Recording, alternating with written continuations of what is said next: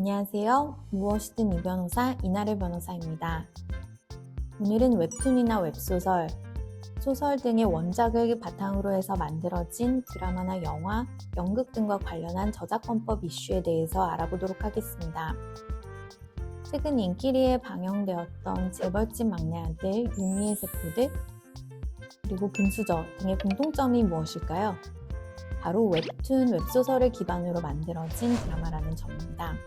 웹툰, 웹소설, 소설은 캐릭터 구축이나 플롯 등이 탄탄하기 때문에 영상화에 많이 활용이 되고 있습니다.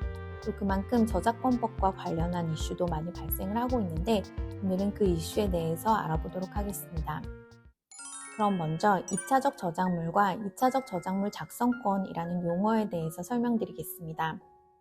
웹툰이나 웹소설 같은 원작물을 바탕으로 해서 창작성을 가미해서 만들어진 드라마나 영화, 연극 등을 2차적 저작물이라고 부릅니다. 그리고 2차적 저작물에 추가적인 창작성이 부여되었다고 인정되는 경우에는 2차적 저작물을 원저작물과는 별개의 저작물로 보호하고 있습니다. 그리고 이러한 2차적 저작물을 만들 수 있는 권리를 2차적 저작물 작성권이라고 하는데 이 2차적 저작물 작성권은 원저작자에게 귀속이 됩니다. 그런데 원저작자가 2차적 저작물까지 만들 수 있는 경우는 드물기 때문에 보통은 드라마나 연극, 영화 등을 제작할 역량이 있는 제작사에서 원저작자로부터 2차적 저작물 작성을 허락받아서 제작을 하곤 합니다.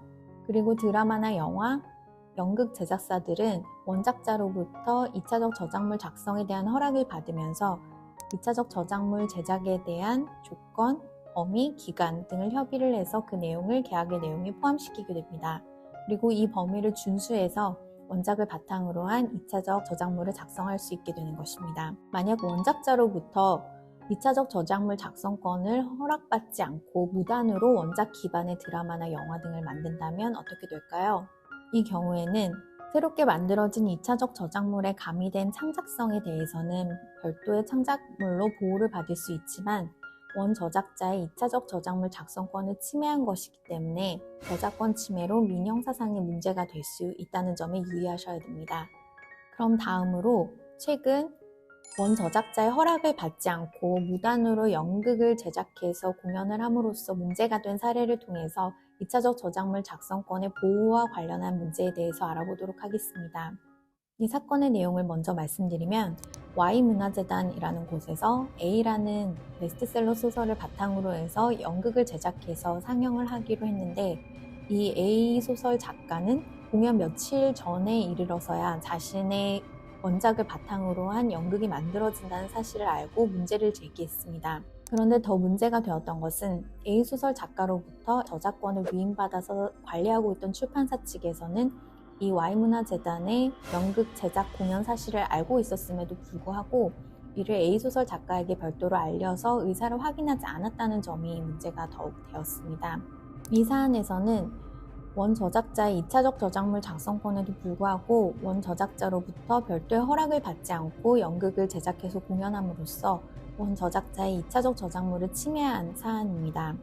또한 원저작자로부터 권리를 위임받아서 관리하고 있던 출판사 측에서는 원저작자인 소설가가 이전에도 Y문화재단의 연극 제작과 상영을 허락했다는 점을 들어서 이번 연극 제작 및 상영의 경우에는 별도의 의사 확인을 하지 않았다는 점에서 2차적 저작물 작성권의 내용에 대해서 양측이 모두 알고 있었음에도 불구하고 이에 대한 관리가 소홀했다는 점을 알 수 있습니다. 이 경우는 대표적으로 원저작자로부터 2차적 저작물 작성에 대한 허락을 받지 않고 무단으로 2차적 저작물을 작성한 것이 됩니다. 그래서 연극을 제작하고 상영한 측에서는 원저작자의 저작권을 침해한 것이 되어서 민형사상으로 문제가 될 수 있습니다. 이 사건에서는 원저작자인 소설가가 연극 제작이나 상영에 대해서 추가로 법적인 문제를 제기하지는 않고 출판사를 통해서 연극 제작사 측과 추가적인 계약을 체결하는 것으로 마무리가 되긴 했지만 법적으로 문제를 삼는다면 얼마든지 삼을 수 있는 그런 사례로 생각이 됩니다. 그리고 출판사와 같은 경우에는 2차적 저작물 작성권의 내용을 알고 있었음에도 불구하고 원저작자에게 별도로 연극 제작 및 상영에 대한 의사를 확인하지 않아서 2차적 저작물 작성권 관리에 대한 시스템이 부재하다는 점이 드러났습니다.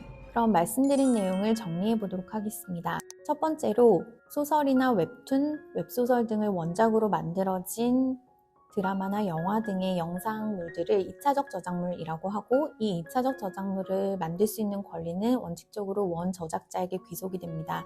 그리고 타인이 원 저작물을 바탕으로 해서 2차적 저작물을 만들기 위해서는 허락을 받아야 합니다. 그리고 두 번째로 원 저작자가 권리 보호를 충실히 하기 위해서는 2차적 저작물 작성을 허락할 때 계약을 통해서 허락하는 2차적 저작물 작성의 범위나 내용, 기간, 조건 등에 대해서 구체적으로 협의를 하고 최대한 명확하게 명시를 할 필요가 있겠습니다.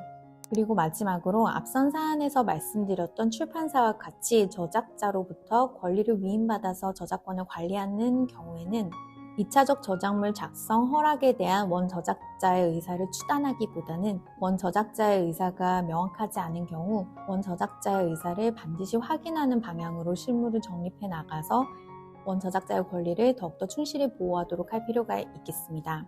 그럼 이상으로 웹툰, 웹소설 등 원작을 바탕으로 만들어진 영상물에 관련된 저작권법 이슈에 대해서 알아보았습니다. 도움이 되셨길 바라고 다음번에 또 뵙겠습니다. 감사합니다.